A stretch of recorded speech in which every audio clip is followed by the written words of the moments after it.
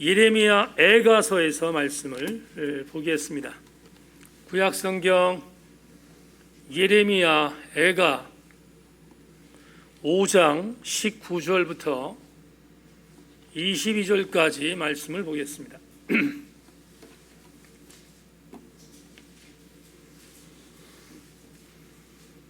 대체적으로 성탄절에 익숙하지 않은 본문이지만 오늘 이 본문을 택했습니다. 구약성경 1151페이지 혹은 1175페이지에 있습니다. 참고하시기 바랍니다. 말씀을 제가 봉독해 올리겠습니다.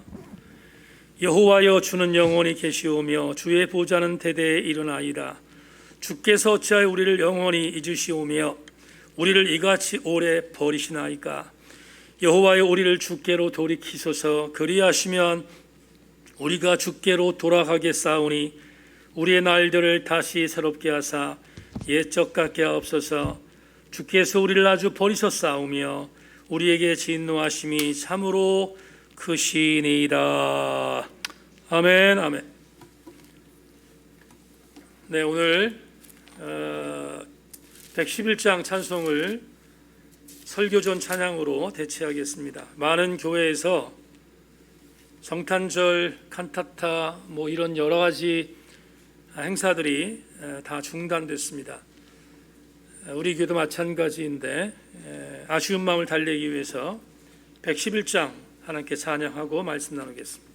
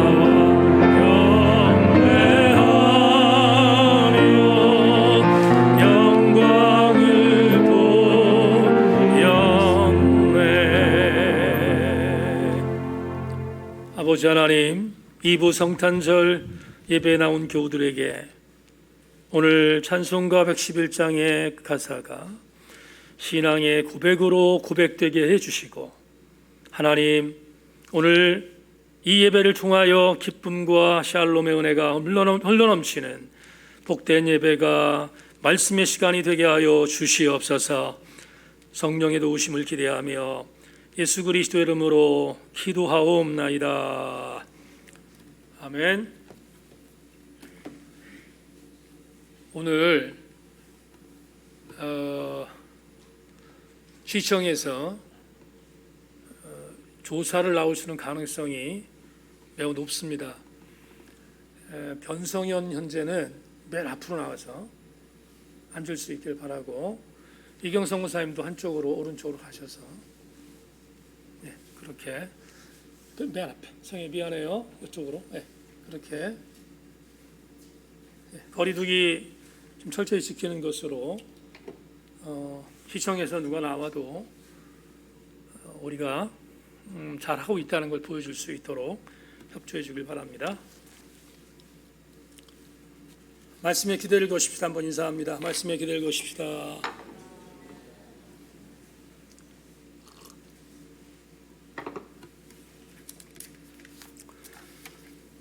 12월 25일 성탄절 2부 예배에 교우들과 함께 나눌 말씀의 제목은 블루에서 해피로, 이런 제목을 갖고 은혜의 말씀을 나누겠습니다. 여러분, 은혜 받고 돌아가시기를 주의 이름으로 소망합니다. 오늘도 어김없이 성탄절이 우리에게 다가왔습니다. 2021년 성탄절 아침, 여러분들에게 해피 크리스마스 혹은 메리 크리스마스라고 인사를 해야 되겠는데 그렇게 인사할 수 없는 게 솔직한 심정입니다. 오히려 이번 크리스마스는 블루 크리스마스라고 인사를 해야 할 것 같습니다. 영어 단어 블루라고 하는 이 단어는 푸른, 푸르다 등등의 뜻을 갖고 있는 형용사입니다. 그래서 이 블루라고 하는 이 단어를 쓸 때는 항상 뒤에 하늘이 뒤따라옵니다. 푸른 하늘이라고 말할 때 블루 스카이라는 말을 쓰는 것은 하늘이 굉장히 푸를 때 하는 지칭입니다. 수년 전 오세아니아 선교회 사역을 감당할 때 피선교지를 방문하기 위해서 호주를 다녀온 적이 있습니다. 그때 짬을 내서 호주의 유명한 관광지였던 블루 마운틴을 방문한 적이 있습니다. 그날 일행들과 함께 블루 마운틴이라는 관광지를 갔다 오는 그날 보았던 하늘은 제 평생에 잊을 수 없는 가장 아름다운 광경이었습니다. 산 이름이 블루 마운틴인데 걸맞게 호주의 블루 마운틴에 걸쳐 있는 하늘은 정말 푸르고 푸른 아름다운 하늘이었기 때문입니다. 우리나라의 가을 하늘이 예쁘고 아름답다고 말하지만 견줄 수 없는 아름다움이 호주의 하늘이었습니다. 그래서 이럴 때 블루 스카이라는 단어를 쓰는 거구나 하는 것을 다시 한번 인식한 적이 있습니다. 이렇게 블루라고 하는 단어는 푸르고 푸르러서 시리도록 아름다운 색깔을 낼 때 블루라는 단어를 씁니다. 그러나 반대의 경우도 있습니다. 푸르고 푸른이라는 긍정의 단어가 있는가 하면 블루라는 단어는 부정적으로 우울하다라고 하는 의미를 갖고 있는 형용사로 쓰일 때도 있습니다. 예를 들어 어떤 사람이 오늘 날씨가 우울하다, 아니면 우울한 느낌이 있다라고 말할 때 블루 무드라는 단어를 씁니다. 혹은 분위기가 저기압이면 블루 모드라는 단어도 씁니다. 이럴 때 블루라는 단어는 우울하다는 의미입니다. 2021년 크리스마스를 맞이했습니다. 우리가 메리 크리스마스라고 인사를 해야 되는데 블루 크리스마스라고 말할 수밖에 없는 아픔이 2021년 성탄절에 있는 것이 사실입니다. 한 여론에서 2024년 코로나19는 토착 질병으로 굳어질 것이라고 보도했습니다.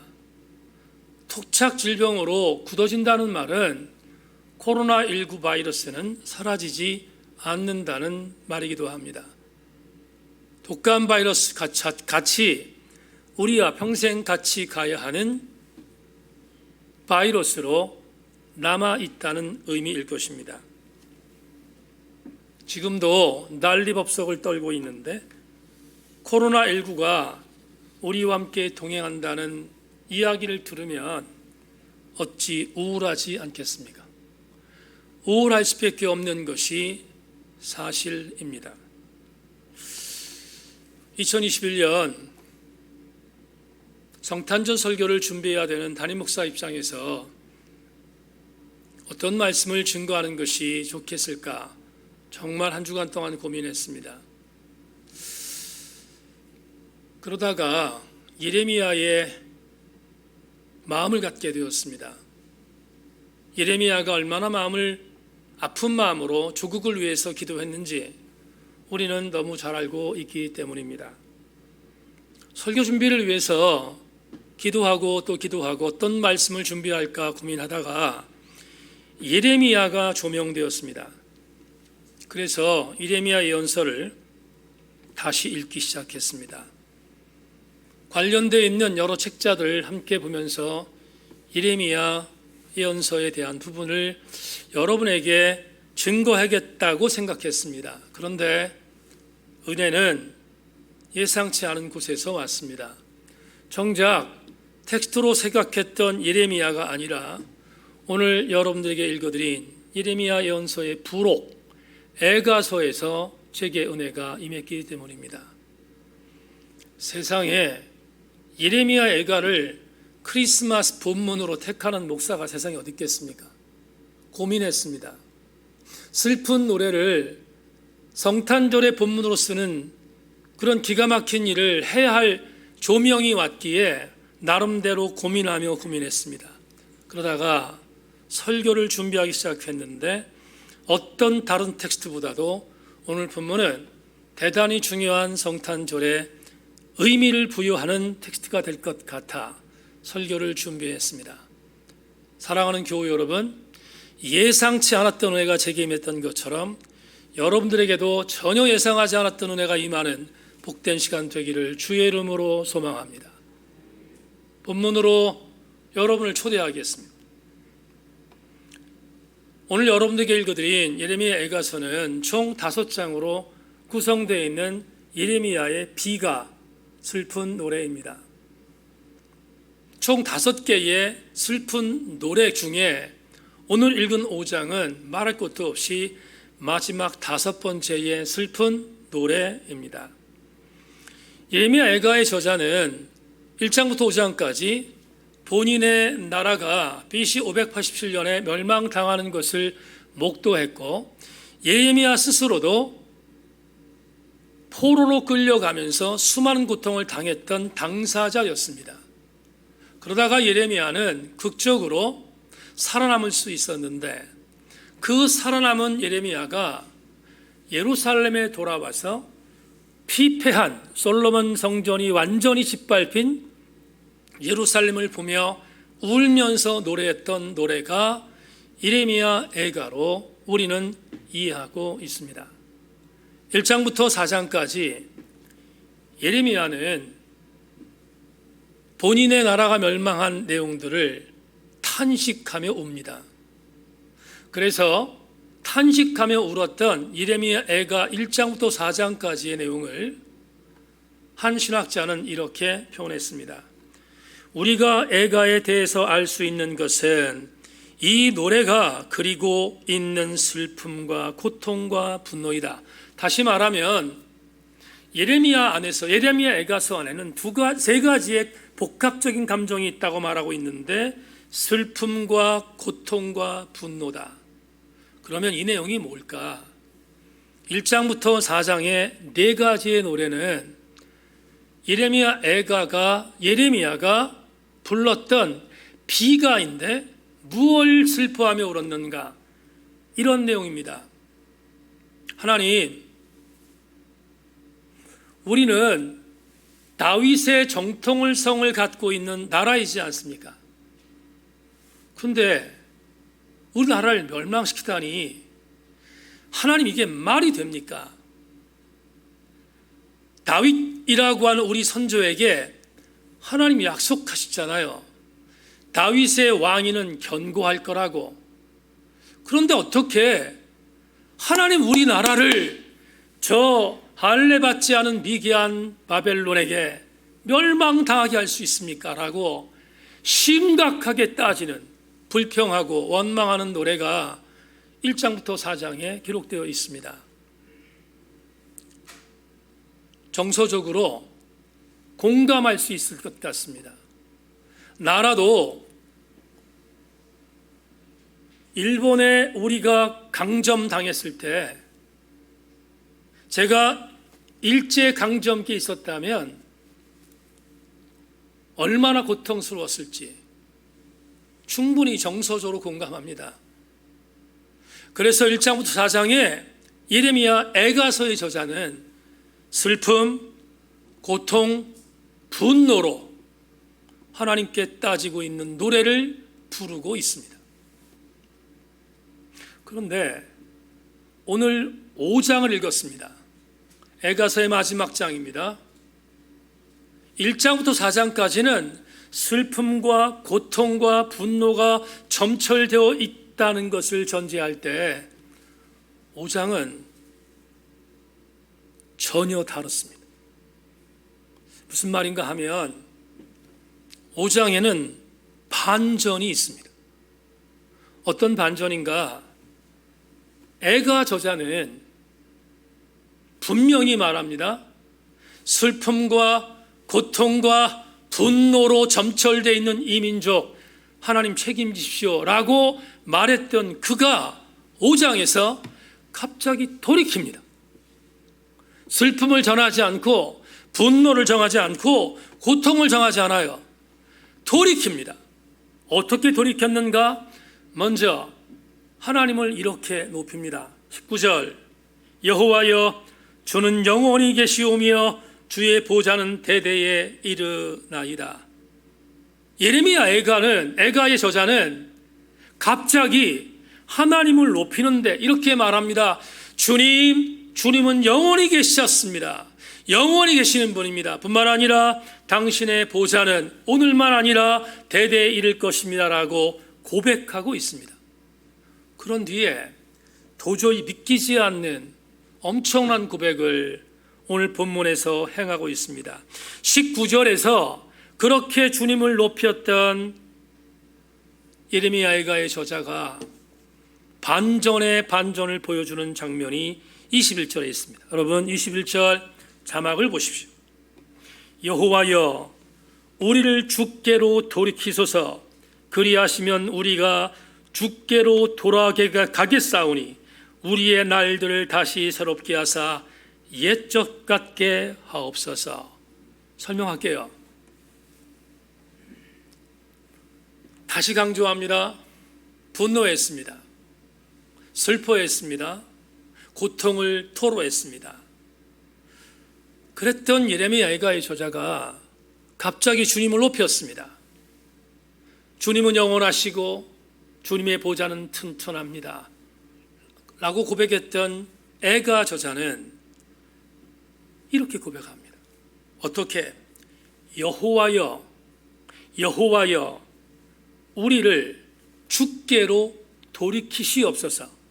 그러면 우리가 주께로 돌아갈 수 있습니다. 이게 무슨 말입니까? 이런 뜻이에요.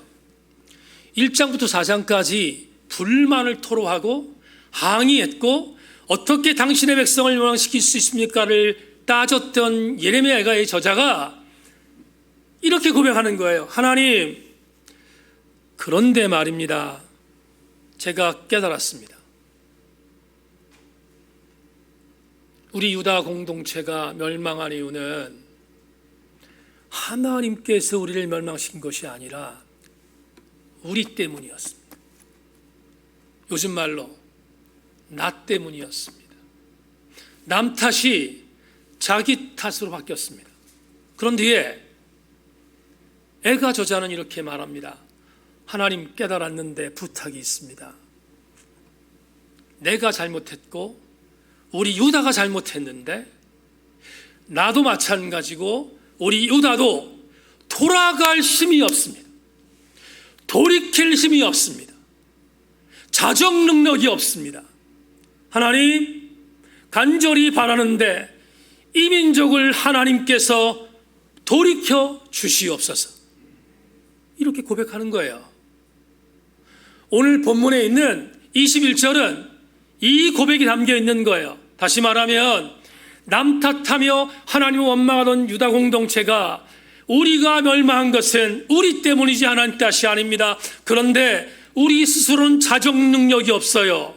세상에서 한국교회를 향하여 자정 능력이 없다고 비아냥거리는데 그대로 자정 능력이 없습니다.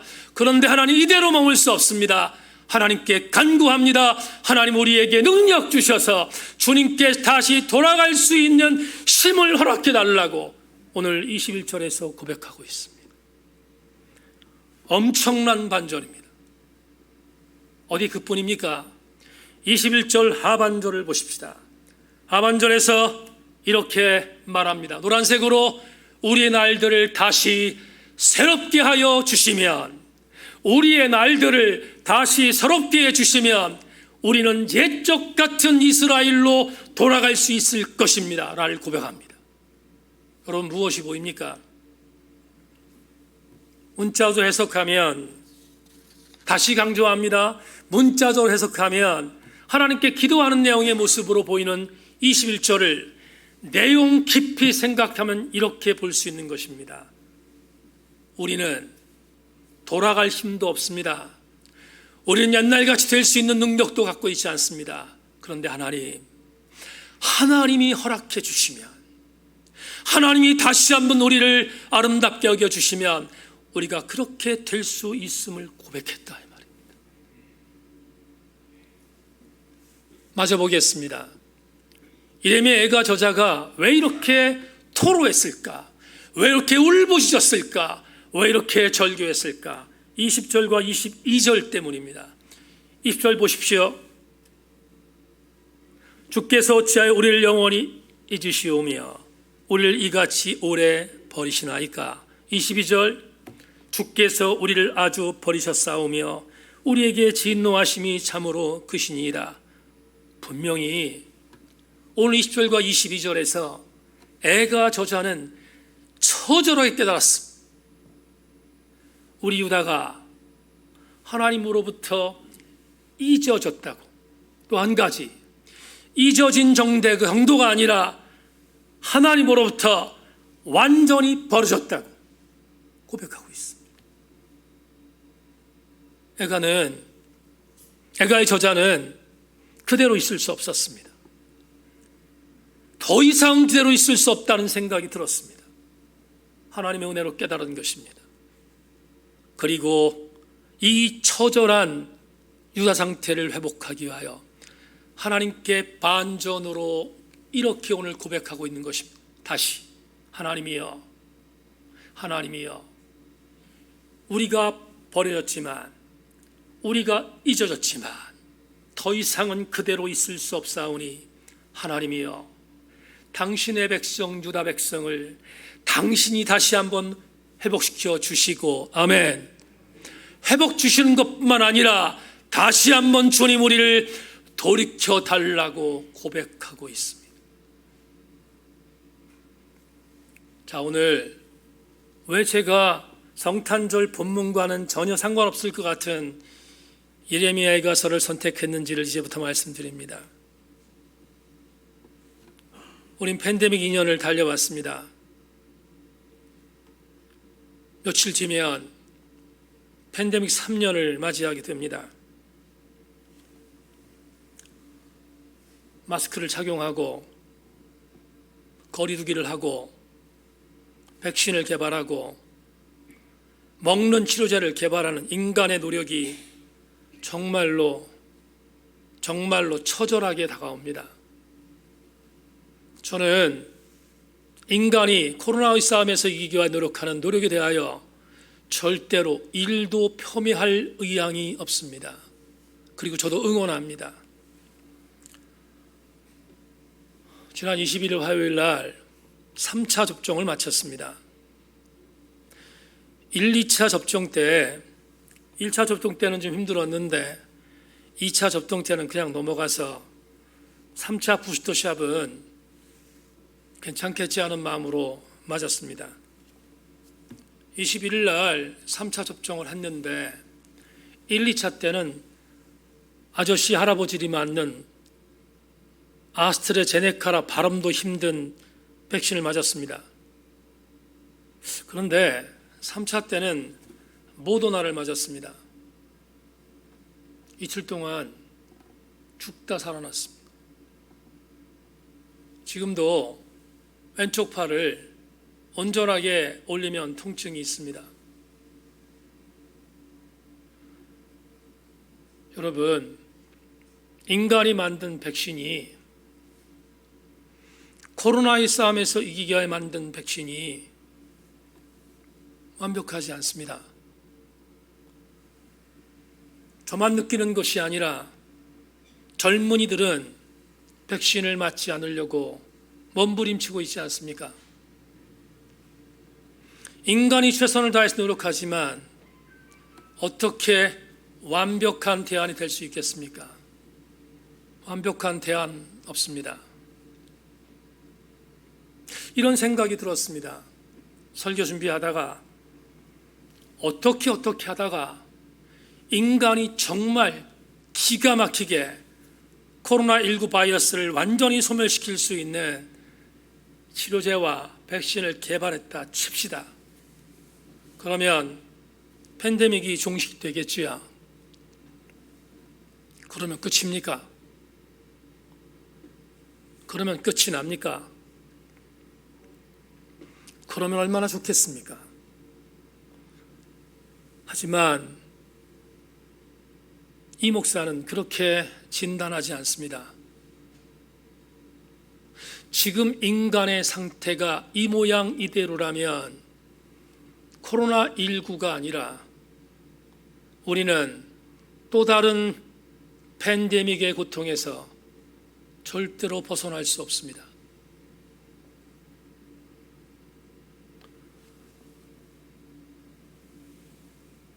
이런 개인적인 소회가 제게 임하다 보니 성탄절 설교를 준비하는 어간 여러분에게 읽어드렸던 21절은 벼락처럼 다가왔습니다. 그렇다. 이것이 먼저다.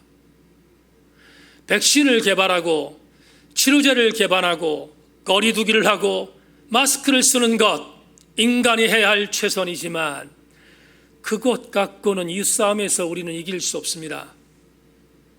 정말로 이 코로나의 정국에서 벗어나려면 그 전에 우리 그리스도인들과 참 유감스럽지만 하나님을 거부하는 자들까지 포함하여 이것이 먼저 선행되어야 합니다. 이것이 무엇일까요?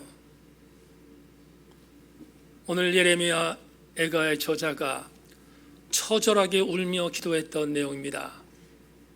여호와 하나님이여 주님이여 우리를 다시 주님께로 돌이켜 주시옵소서. 이것이 먼저입니다. 이것이 없으면 우리는 이 싸움에서 이길 수 없습니다. 예수 그리스도께서 이 땅에 처음 오셨던 초림 예수님으로 오셨을 그때 지금의 상황과 별로 다르지 않았던 당시의 상황을 사도 요한이 요한복음 1장 4절 5절에서 이렇게 선포하고 있습니다. 참 그 안에 생명이 있었으니 이 생명은 사람들의 빛이라 빛이 어두움에 빛이래 어두움이 깨닫지 못하더라. 예수님이 빛으로 오셨습니다. 상태가 어둠이었습니다. 그러자 아기 예수 그리스도를 거절합니다. 어디 그뿐입니까? 이어지는 요한복음 1장 9절로 11절에서 이렇게 말합니다. 참 빛 곧 세상에 와서 각 사람에게 비추는 빛이 있었나니 그가 세상에 계셨으며 세상은 그로 말미암아 지은 바 되었으되 세상이 그를 알지 못하였고 자기 땅에 오매 자기 백성이 영접하지 아니하였으나. 놀라운 고백이지 않습니까? 예수께서 오셨는데 요한복음 1장 9절로 11절에서 이방인들이 예수를 거절한 게 아니라 자기 백성들이 거절했다고 본문이 말합니다. 혹시나 예수 믿고 그리스도 안에 있는 우리들이 오늘 2021년 코로나 바이러스의 싸움 속에서 우리가 아직도 이 땅에 죽은으로 오신 예수 그리스도를, 참 빛으로 오신 예수 그리스도를 온전하게 의지하지 않으므로 유다 공동체와 같은 모습으로 이 땅을 만들고 있는 장본인이, 공범자가 우리들이 아닌가 뒤돌아봐야 되지 않겠습니까?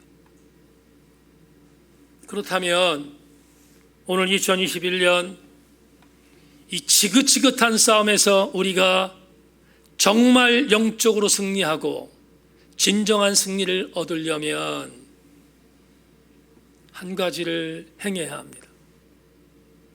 이것은 우선순위입니다. 예레미야 애가 저자가 말했던 바로 그것입니다. 자막 보지요.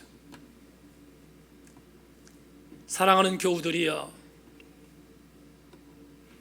예레미야 애가의 저자는 이전까지 유다 공동체가 멸망되기 전까지 본인들의 주권, 유다 공동체의 주권을 놓지 않으려고 했습니다.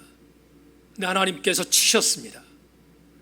하나님 원망했던 그들이 드디어 예레미야의 가서에서 말합니다. 하나님, 내 탓이었습니다. 하나님 탓이 아니었습니다. 고백했습니다. 그 고백을 이렇게 말할 수 있습니다. 우리 모두가 코로나19와의 싸움에서 이기려면 내 삶의 최종적인 절제자가 내가 아니라 야훼 하나님 것을 동의할 때, 인정할 때 우리는 이 싸움을 종식시킬 수 있을 것입니다. 쉽게 말합니다. 인간의 욕심을 인정하고 하나님의 권위를 인정할 때 코로나의 싸움에서 이길 수 있다는 말입니다. 21절 다시 한번 주제절을 여러분에게 읽어드리겠습니다. 여호와여, 우리를 주께로 돌이키소서. 그리하시면 우리가 주께로 돌아가겠사오니 우리의 날들을 다시 새롭게 하사 옛적 같게 하옵소서. 다 같이 아멘. 2021년 성탄절, 예레미야 애가 저자의 고백처럼 이전에는 내 삶의 주권자와 주체자가 나였다면 2021년 성탄절을 기점으로 하여 내 삶의 주체자가 죽은임을 명심하고 그분께 우리의 삶을 내어 드릴 수 있는 아름다운 여러분 되시기를 주님의 이름으로 축원합니다. 말씀을 이제 맺겠습니다. 블루 크리스마스라고 인사할 수밖에 없는 2021년 성탄절입니다. 수많은 믿지 않는 사람들과 교회 안에 있는 불신자까지 포함하여 우리 교회 공동체를 향하여 이렇게 비아냥거립니다. 하나님이 주무시고 계시는 거 아닌가? 교회에서 수많은 신자들이 코로나가 물러가도록 기도하는데 물러가는 건 구사하고 날이 갈수록 더 기승을 부리는 걸 보니 엘리야가 말했던 그대로 졸고 있는 거 아닌가? 주무시는 거 아닌가? 심지어 극단적인 사람들은 말합니다. 그러니 하나님이 존재한다고 믿는 멍청한 사람들이 있다는 것이 믿어지지 않는다고 공격합니다. 괜찮습니다. 공격하라면 공격하라지요. 괜찮습니다. 여러분, 세상이 공격한다 할지라도 이것은 변하지 않습니다. 어떤 것입니까? 여호와여, 주는 영원히 계시오며 주의 보좌는 대대에 이른다고 고백했던 에가의 이 고백은 이것을 말합니다. 야훼 하나님은 팬데믹 이전에도 계셨고 팬데믹 중에도 계시지만 팬데믹 이후에도 계실 것입니다. 그분은 지금 우리들을 보고 계십니다. 네가 주인인가 내가 주인가를 지금도 묻고 계십니다. 주님은 흔들리지 않습니다. 적어도 코로나 전국에서 우리가 진짜로 이기려면 백신, 먹는 치료제를 갖고 이기는 것이 아닙니다.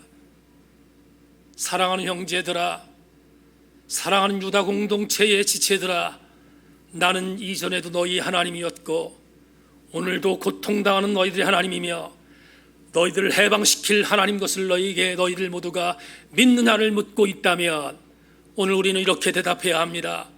하나님, 코로나19 이전에 우리를 돌보셨던 하나님은 코로나19의 중에 있는 우리도 도우실 것을 믿으며 코로나 이후에도 하나님은 우리가 강력한 그리스도인으로 설 것을 기대하고 계심을 내가 믿으니 하나님이여 다시 돌이켜 우리들이 하나님 앞에 내 주권을 맡기게 하여 주시옵소서. 기도하고 또 기도하는 우리가 되어지는 것이 성탄절의 가장 강력한 은혜이지 않겠습니까? 한 가지 지난주에 경험했던 일들 말씀을 드리고 설교를 맺겠습니다. 지난주 초에 CBS 방송국에서 제작하는 잘잘법이라는 유튜브 방송을 제가 잘 보는데 지난주에 역시 이 프로그램을 보게 되었습니다. 연세대학교 신과대학 교수로 섬기고 있는 김학철 교수가 그날은 신학적인 이야기를 말한 프로그램이 아니라 찬송 하나를 소개했습니다. 김 교수가 소개한 이 찬송은 굉장히 반전이 있는 찬송임을 알게 되었습니다. 이 노래는 찬송가이고 우리 한국교회 성도들도 보고 있는 이 찬송가 안에 들어있는 찬송입니다. 그런데 김 교수가 이렇게 설명했습니다. 전 세계 국민들이 사랑하는 찬송가가 있습니다. 노래가 있습니다. 유럽에 가면 유럽의 국가대항전이 있는데 그 국가대항전 결승전에 FA컵이라고 합니다. FA컵이 벌어지는 결승전이 되면 결승전 때 반드시 모든 관중들이 함께 부르는 노래입니다. 라고 소개했습니다. 웬일인지 모르겠습니다. 그렇게 소개했습니다. 또 한 가지 신기한 것은 힌두교의 국가의 대표적인 나라인 인도의 국경일에 힌두교 국가인데 찬송가를 부르는 것이 있다는 것입니다. 많은 사람들이 힌두교도이다 보니 서양의 기독교인들이 부르는 찬송가를 부르면 되겠습니까? 라고 반대했는데 인도의 국회의사당에서 국회의원들이 반대했습니다. 불러야 한다고. 이유는 이 노래는 인도의 지금까지 살아있는 영처럼 여겨지는 마하트마 간디의 최애곡이었기 때문입니다. 포기할 수 없다는 것입니다. 그래서 참 아이러니합니다. 힌두교 국가 인도의 국경일 날 찬송가가 울려 퍼집니다. 이 찬송은 짐작하기에 개선가이어야 합니다. 행진곡이어야 합니다. 그래야 마땅하지 않겠습니까? 그런데 기가 막힌 것은 지금 여러분에게 소개하는 이 찬송은 개선가도 아니요, 행진곡도 아니요, 장송곡입니다. 우리